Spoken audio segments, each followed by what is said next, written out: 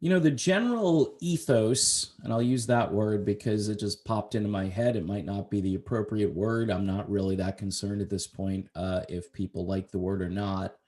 But the general ethos of Tulsi Gabbard supporters right now confuses the hell out of me. You can kind of see the direction Tulsi Gabbard is going. She hasn't been talking too much about policy with regards to economic issues lately. Um, and she's been appearing on programs that would make me think she's going after disaffected Trump supporters, libertarians, independents, people who are fed up with Congress, the way they do business, and so forth. When you look at her history, running in the Democratic Party, you have to have um, a left wing agenda for the most part. Uh, Tulsi Gabbard, I think, threaded a needle when she talked about things like Medicare for all, but she had her own plan that was different from the Bernie Sanders plan. All right. It was like Tulsi's Medicare for most. Uh, it didn't include everybody because she recognizes that some people wanted private insurance. And this is, I think, the beauty of Tulsi Gabbard in the sense that she's truly independent and she doesn't look for full government intervention. It's why some libertarians were able to continue to hold on to her campaign, sometimes while holding their nose. I just did a video about UBI, which apparently, uh, wasn't really well received or well liked. I don't think UBI is the answer to our problems, just like I don't think a full on Medicare for all is the answer to our problems. And I don't think Tulsi Gabbard believes that either, although she did take up the cause of UBI when Andrew Yang decided to drop out. It's an idea.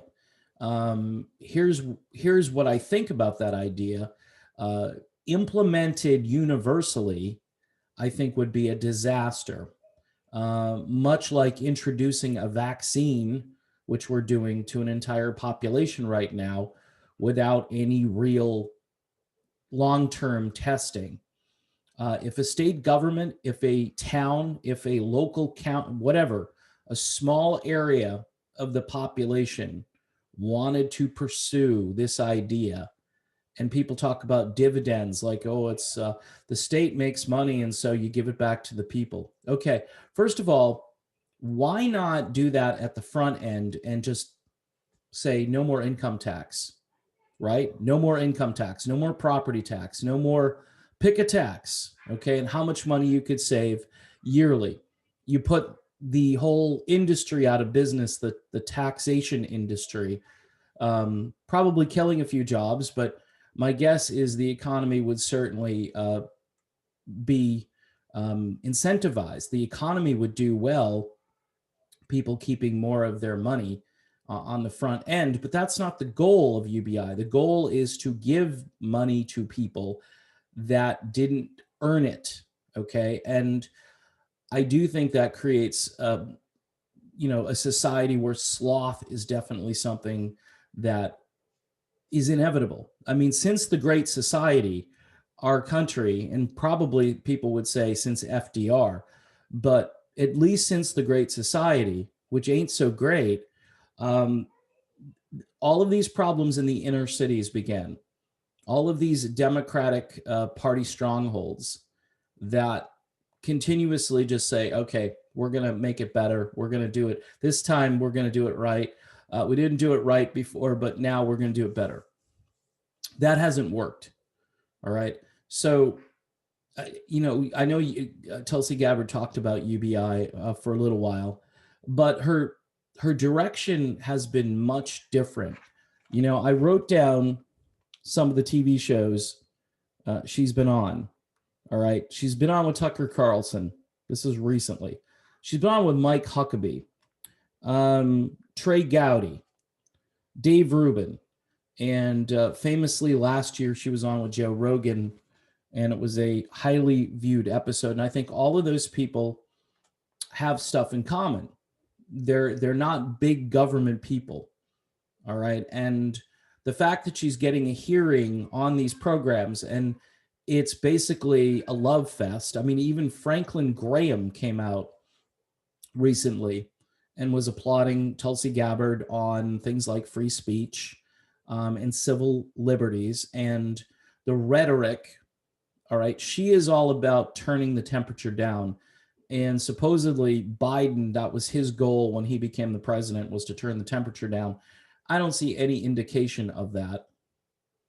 I mean, maybe he's the kindler, gentler old man who can shuffle across the room and so forth, and he's not inspiring a lot of confidence within the American population. I think he went in with like a 48% approval, which was about the same as what Trump left with, believe it or not, even after all of the supposed mayhem, at the Capitol building that he supposedly inspired with his rhetoric, where he said, go in peace, and be peaceful.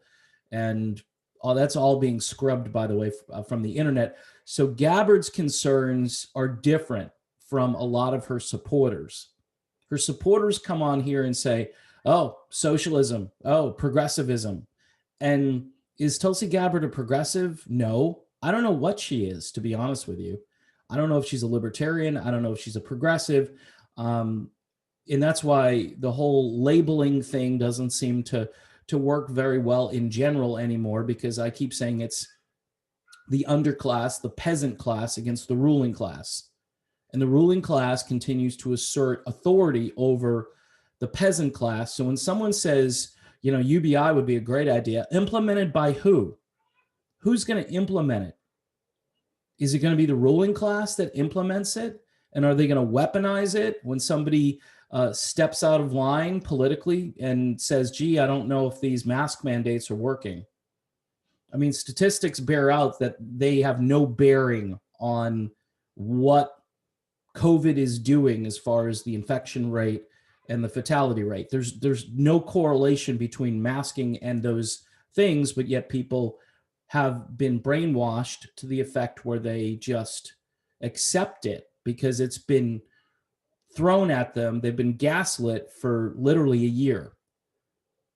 I'm really worried that if we don't spend some serious time on those issues that involve civil liberties and the freedom to communicate with one another using the infrastructure that was created mostly by private companies that are doing the bidding, we'll say, if not completely in bed with our own elected government. Imagine electing people and then they're working with people that you have no control over. They're farming out. And again, this goes into our intelligence agencies. These are the things that Tulsi Gabbard is concerned about. But yet the threads are always, well, what about Medicare for all? What about UBI?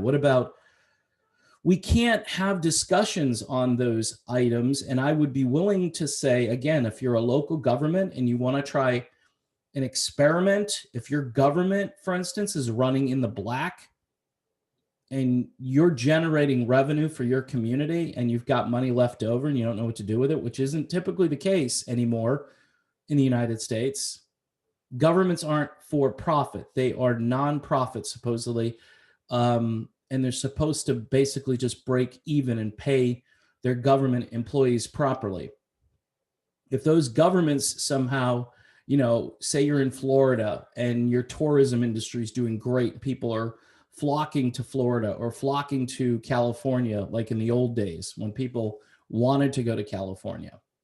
All right. And that local government was doing well. I mean, the tax revenue was off the charts, and they're thinking, we should give the people this money back in the form of a dividend. Keep in mind, though, this is my front end argument where why not just not tax them on the front end?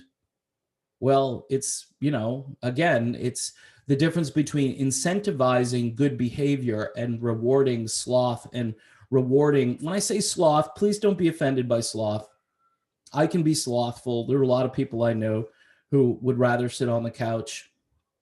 You know, if you can earn a living, this is why people play the stock market. This is why people are interested these days in Bitcoin, because it's real, you know, and if they play it right, maybe they can earn lots and lots of money and they can sit on the couch.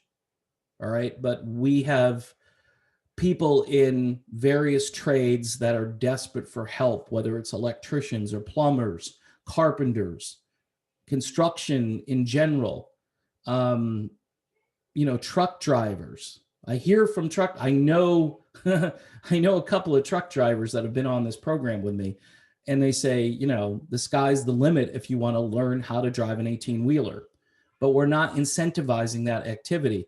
And by the way, I always say this, people, they may be lazy, but they're not stupid.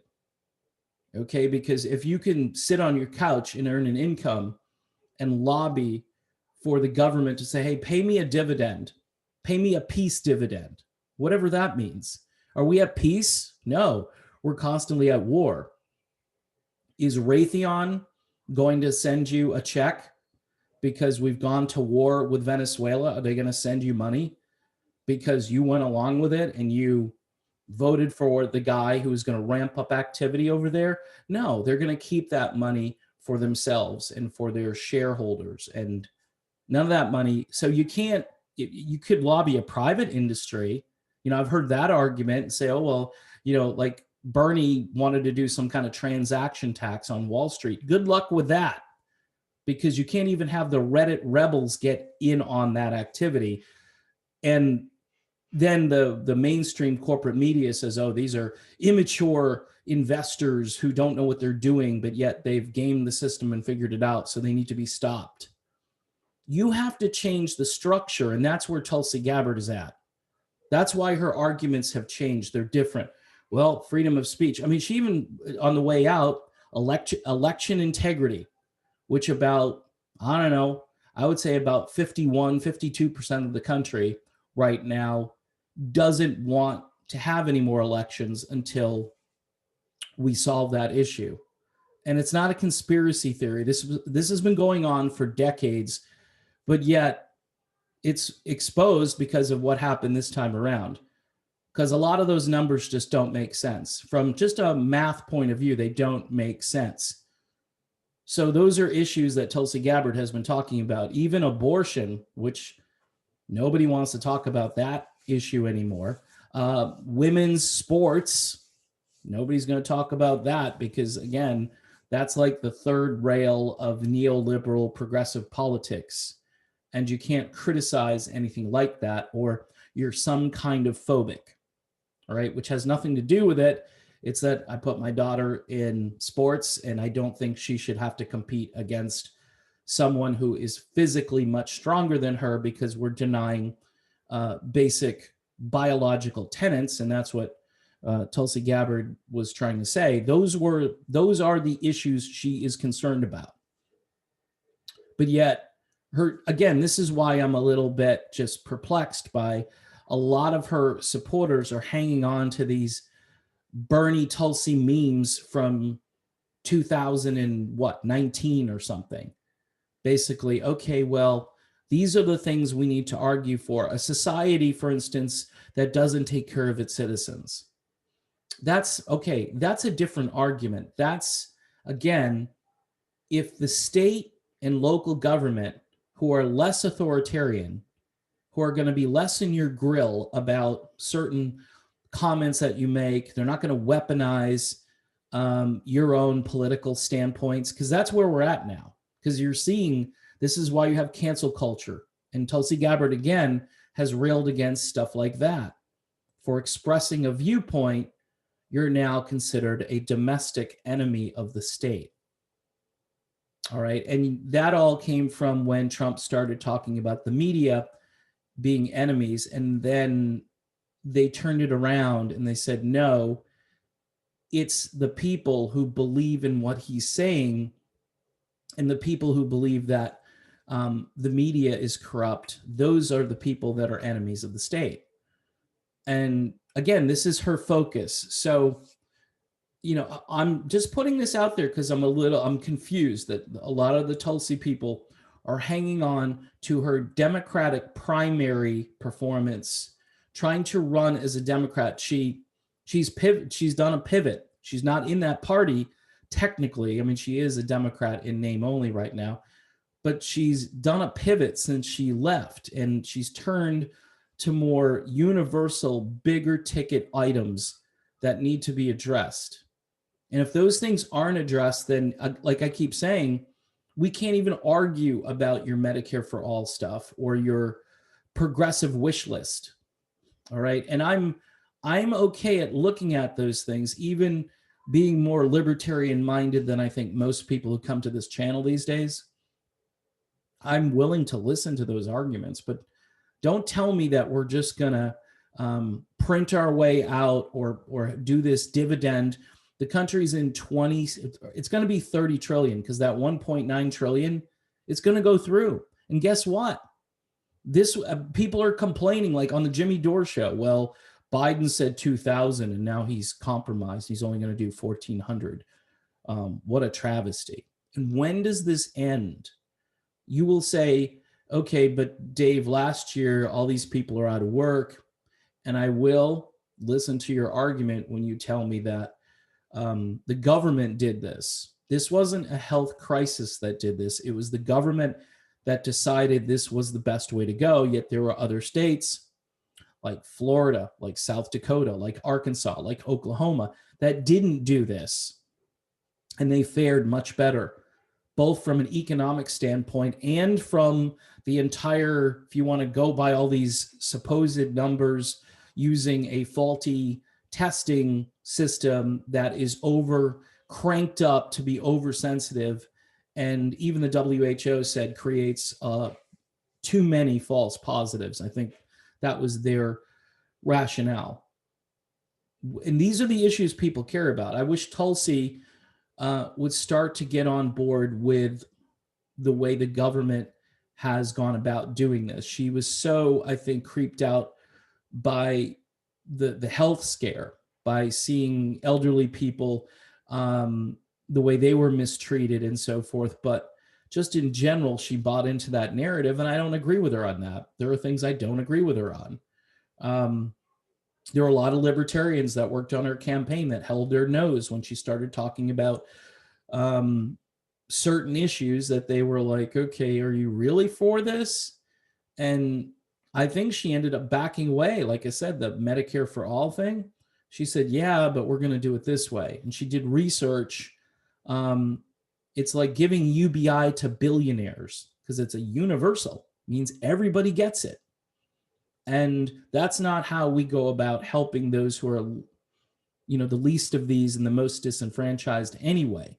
If you were going to institute some kind of plan like that, you would do it locally, number one, in your state or in your town or in your county. You would institute it locally. It would not be this big authoritarian top-down heavy-duty administrative cost, because everything at the federal level is way overpriced because it's poorly managed.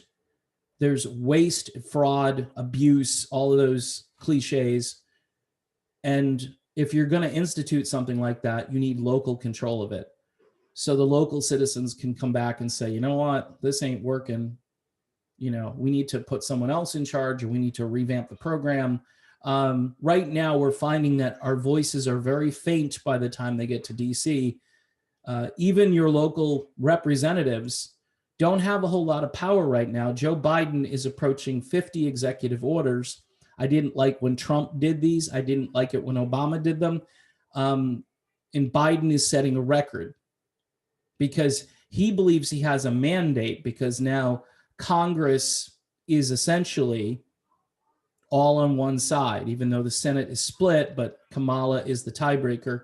And I think they've already used that once, and they're going to keep using it. They see a little daylight, and this will be neoliberal, warmongering government out of control, and authoritarianism, and also just hurting people who have different political viewpoints. And that would be those on the right, those who are libertarian and those who are truly progressive lefties who don't buy into these ridiculous cultural narratives and these things that have been dividing us, purposefully dividing us. And so a lot of the issues that we talk about are important, but they're not communicated to one another. Like, I'll have a viewpoint.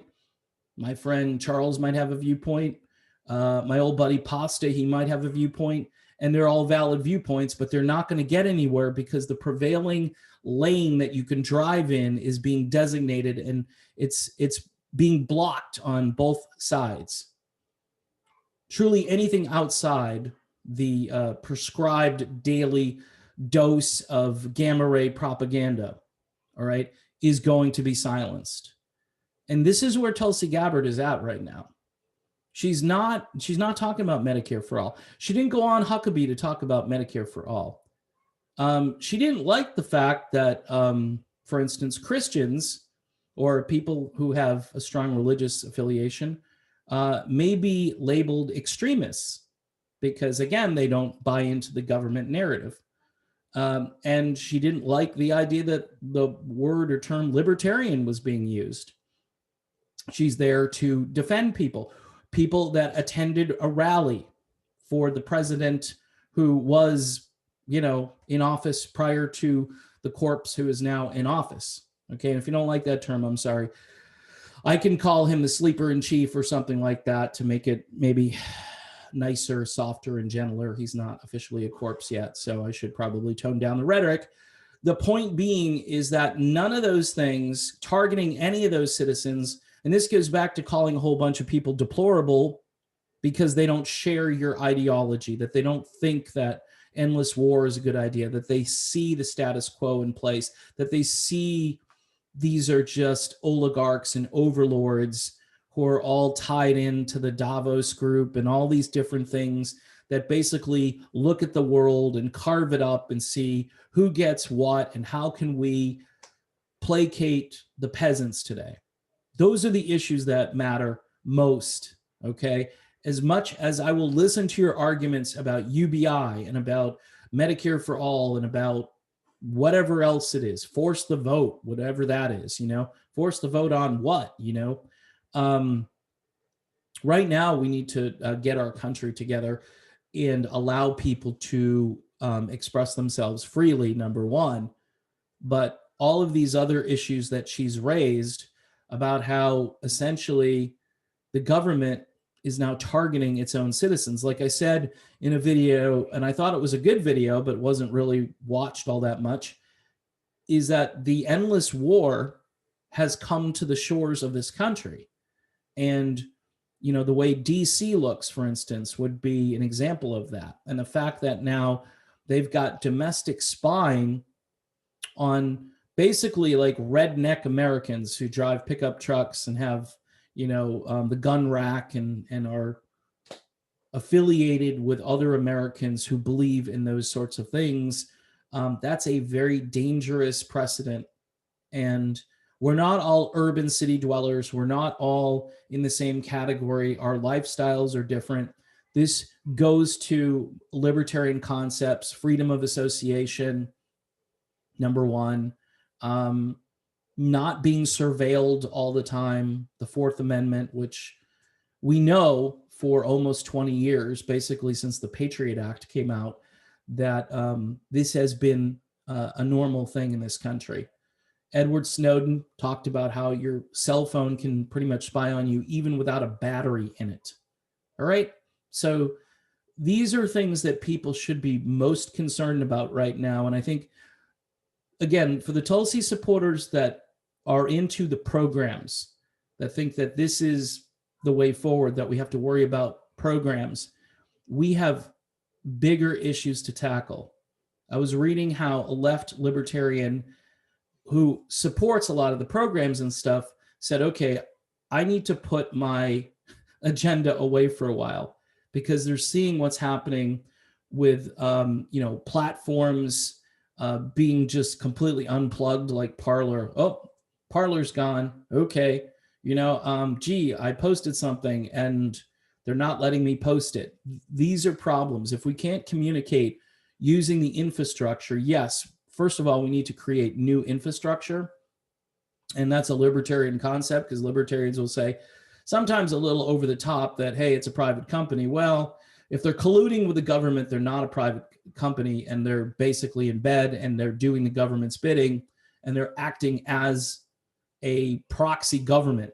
That's the way I see it. It's like, do you think Amazon.com and the Washington Post, just name a few, the media companies, it's ridiculous how in bed and how they created a narrative.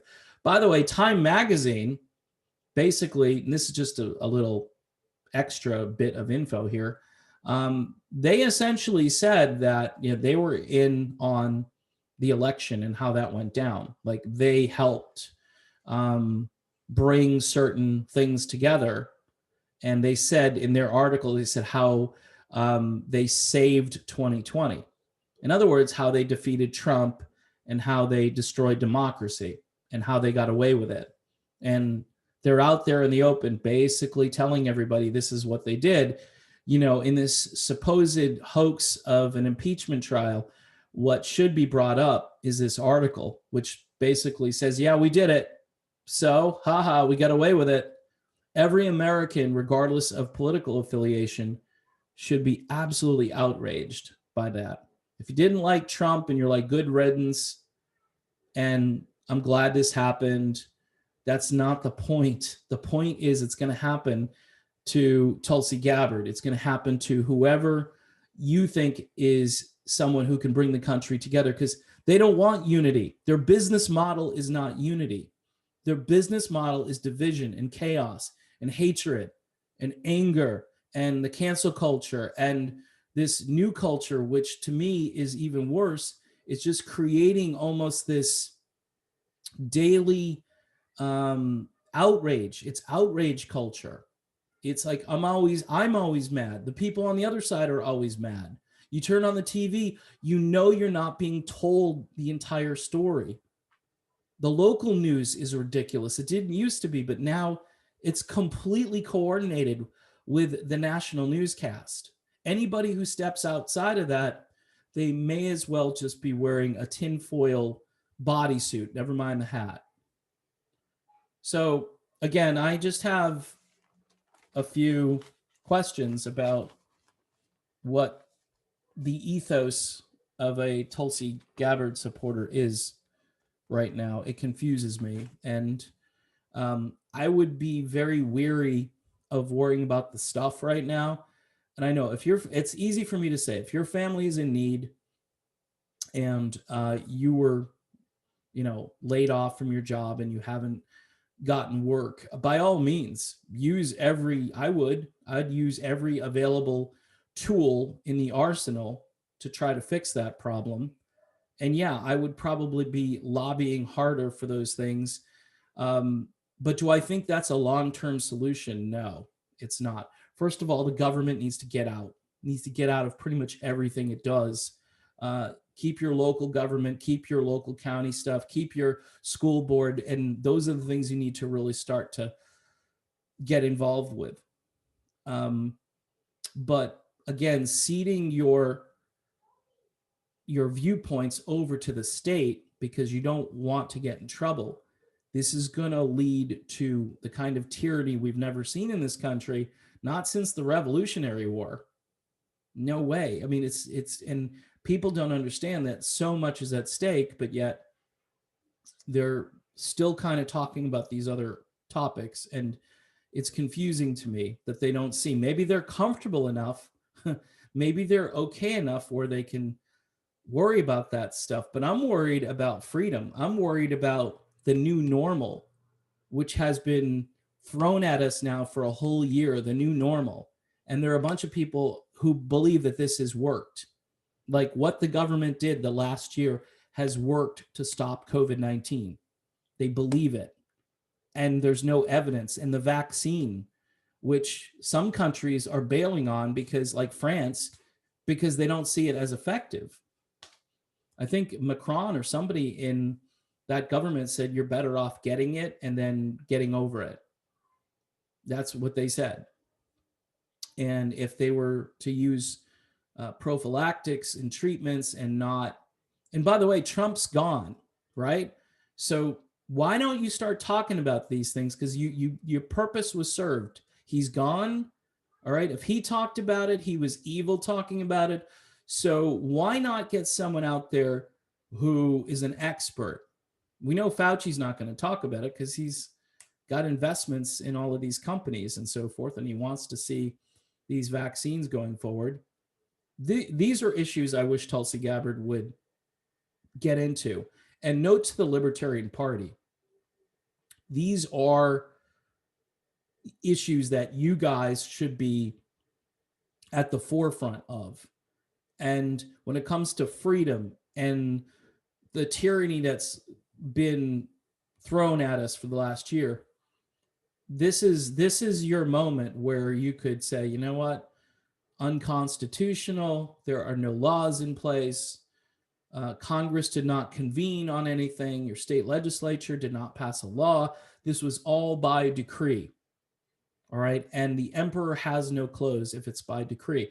It's much like an executive order, which has power for a few years and then can be completely overturned by the next king or ruler who takes over. So again, there are big ticket items on the agenda, big ticket issues, and then there are the things that we're going to have to put on the back burner to argue about. Otherwise, more tyranny is coming and people are just going to accept it.